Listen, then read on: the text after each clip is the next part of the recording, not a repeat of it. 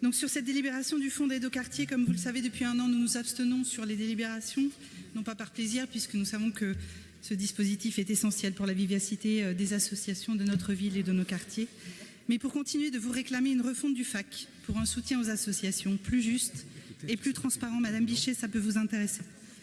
Cette dernière délibération est un nouvel aveu d'échec.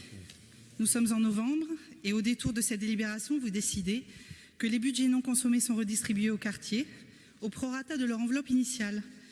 Je précise que cette règle est toujours non écrite dans le dispositif de 2022 et que cette redistribution nous semblait plus juste au prorata des besoins en fonction des quartiers ou de ce qui pouvait être exprimé.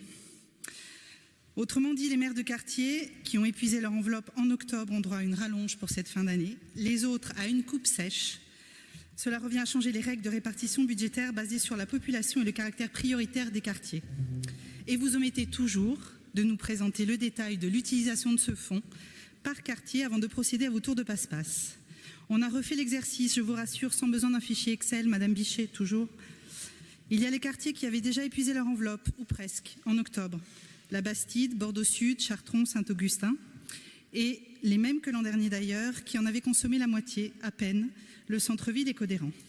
Et notre constat est le même que l'an passé, une grande disparité entre quartiers, tant dans les montants, alors que ce fonds, je vous le rappelle, devait accompagner des associations pour des aides à hauteur de 1 000 €, que dans le nombre de subventions pour une seule et même association étalées sur le long de l'année, ou dans l'objet de la subvention qui est parfois très éloigné de la finalité du FAC, une façon de détourner ce fonds pour boucler, sans le dire, d'autres politiques de soutien.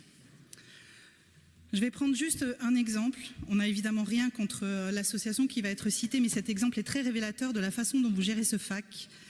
La compagnie Maloba, installée à la Bastide, qui a proposé des costumes écologiques pour le carnaval des Deux Rives et qui, pour pouvoir les financer, a bénéficié pour plus de 10 000 €, 10 000 € pour un fonds qui devait subventionner à hauteur de 1 000 € des associations, de subventions FAC versées en 7 fois de la part de 6 quartiers différents, dont certains sont bien éloignés des Deux Rives visées.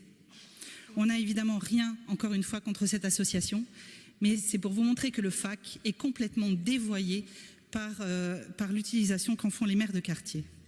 On n'a aucune visibilité sur les associations qui ont pu réclamer un soutien. On n'a aucune visibilité, évidemment, sur toutes les associations qui n'ont jamais eu connaissance de ce fonds.